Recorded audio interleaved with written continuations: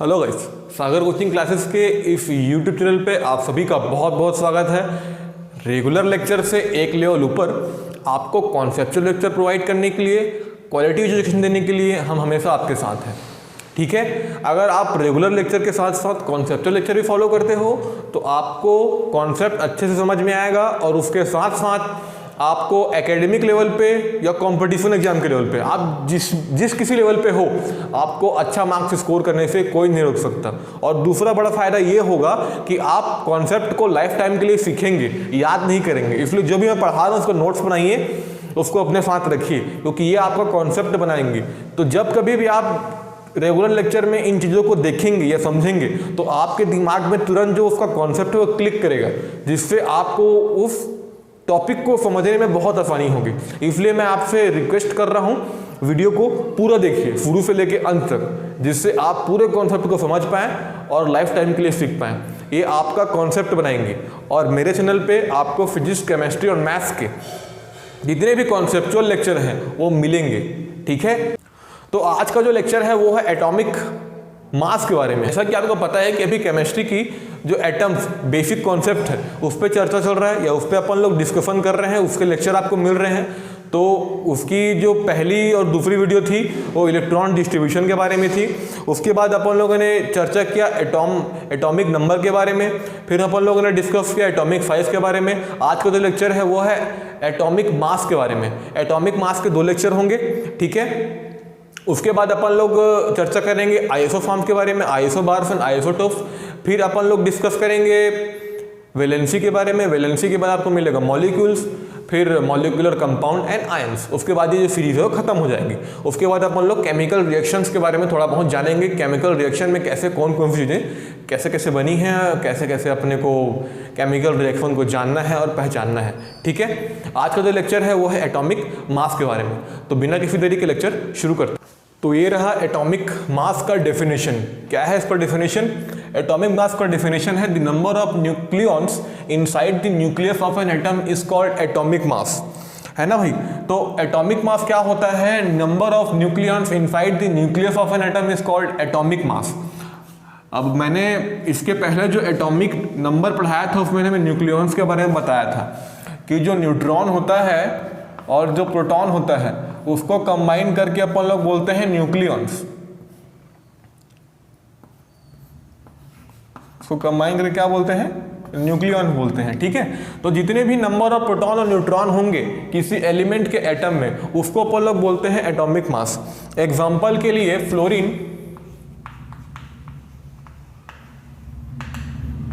Fluorine के पास 9 proton है और 10 न्यूट्रॉन है, तो 9 और 10 कितना होता है? 19।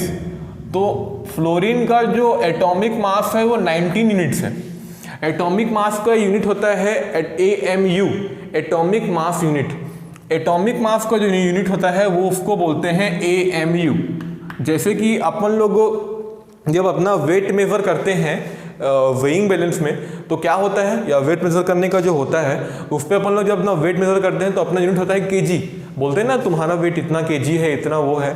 तो इसका जो एटॉमिक मास का यूनिट होता है वो होता है AMU। ओके, फ्लोरीन का एग्जांपल दिया मैंने। उसके अलावा एक और एग्जांपल ले सकता हूं मैं, एल्यूमिनियम का ले सकता हूं ना। एल्यूमिनियम के पास होता है 13 प्रोटॉन एंड 14 न्यूट्रॉन। तो 13 14 को जोड़ दीजिए 27।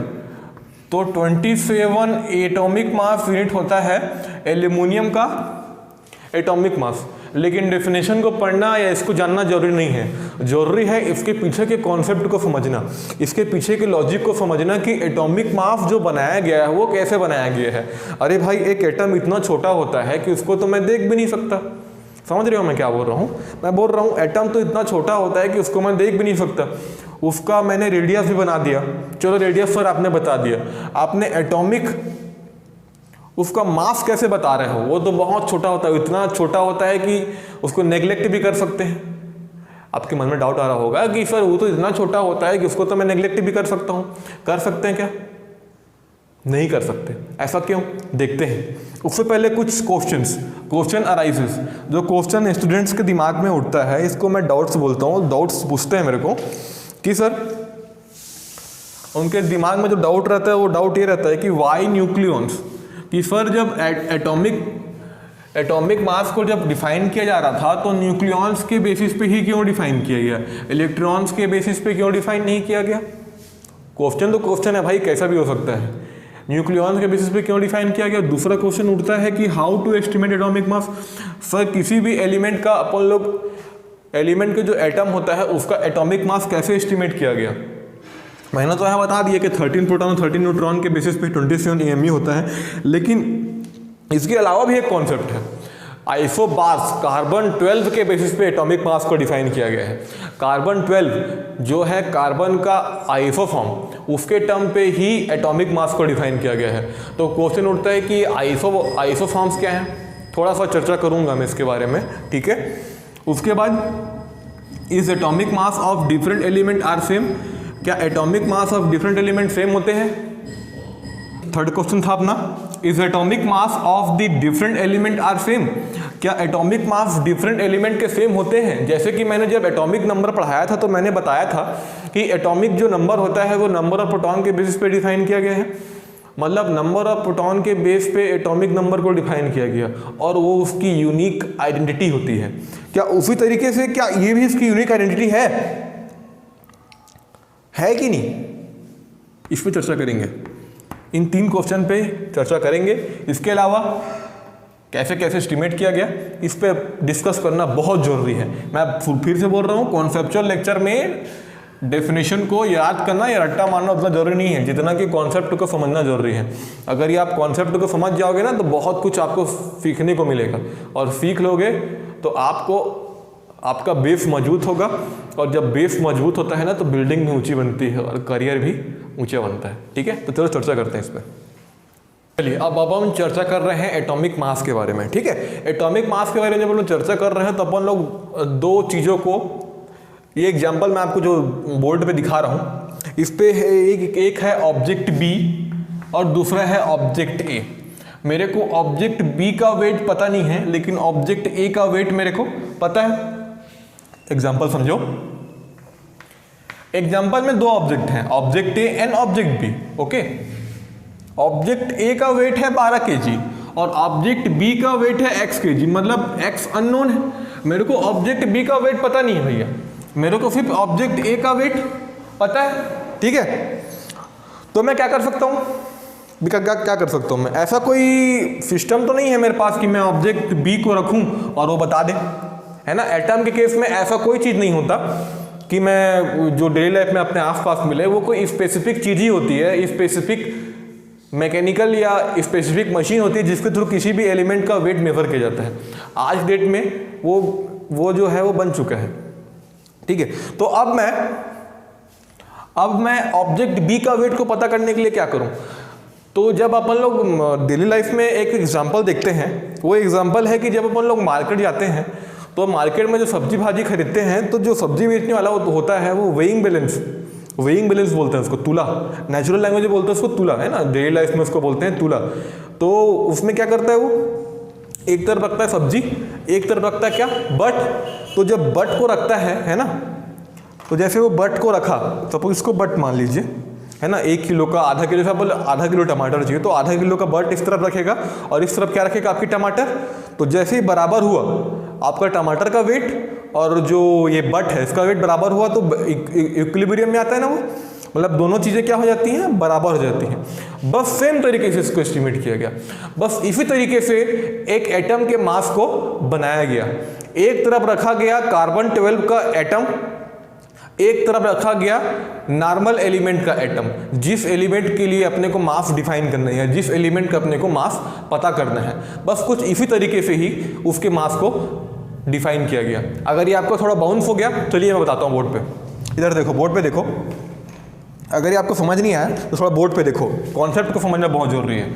देखो ऑब्जेक्ट बी का वेट है x kg, तो मैं जैसे ये मेरा हो गया वेइंग बैलेंस, है ना, वेइंग बैलेंस बोलते हैं उसको,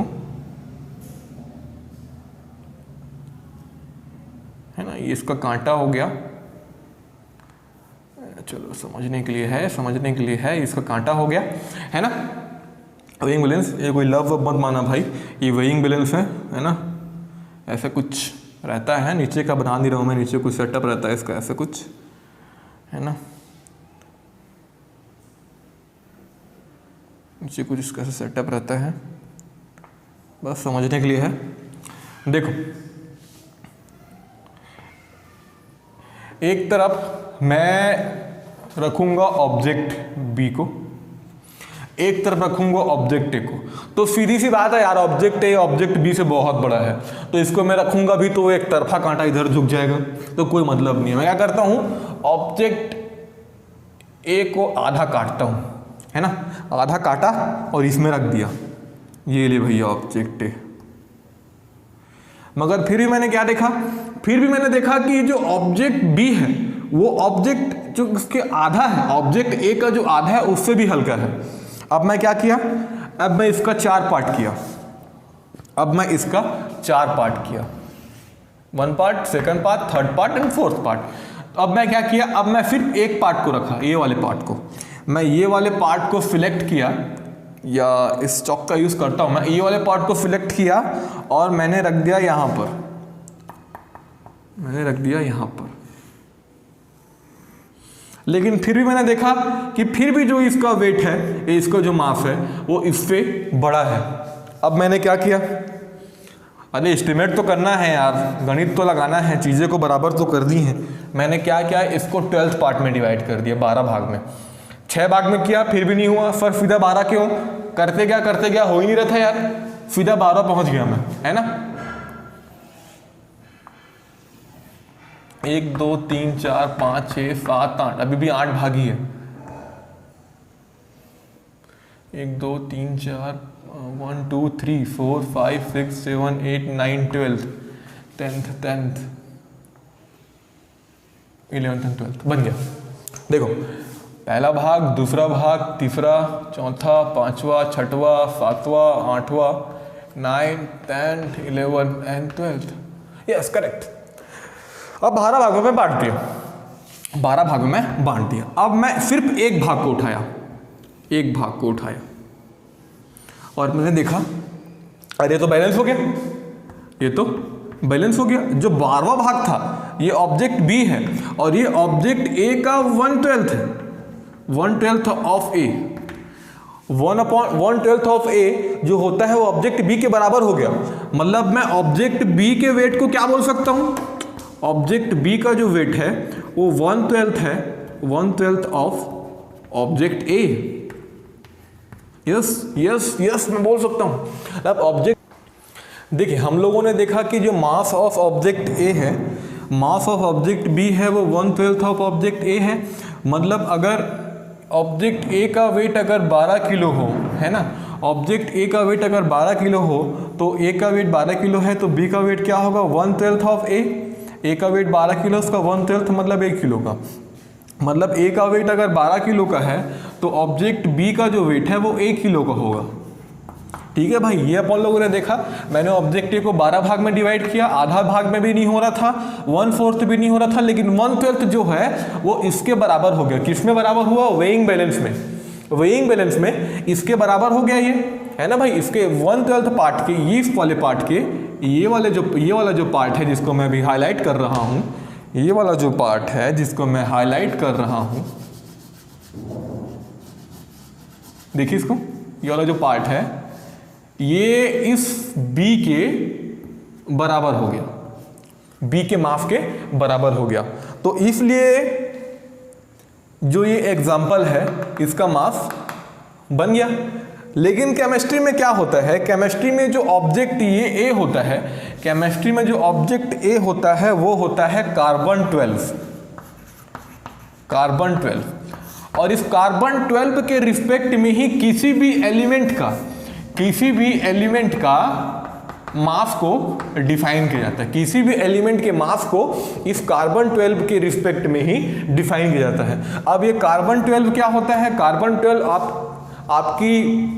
आपके सामने उसका इमेज आ रहा होगा। जो ये कार्बन 12 होता है वो कार्बन का आइसोटोप होता है, जो कार्बन का आइसोटोप है। आपकी स्क्रीन पे अभी कार्बन के जो आइसोटोप्स हैं, जो 3 आइसोटोप हैं वो पिक्चर में आ रहा होगा, उसको ध्यान से देखिए, ठीक है। कार्बन का आइसोटोप आपके पिक्चर में आ रहा होगा। कार्बन 12 के पास 6 neutrons and 6 protons and 6 neutrons होते हैं।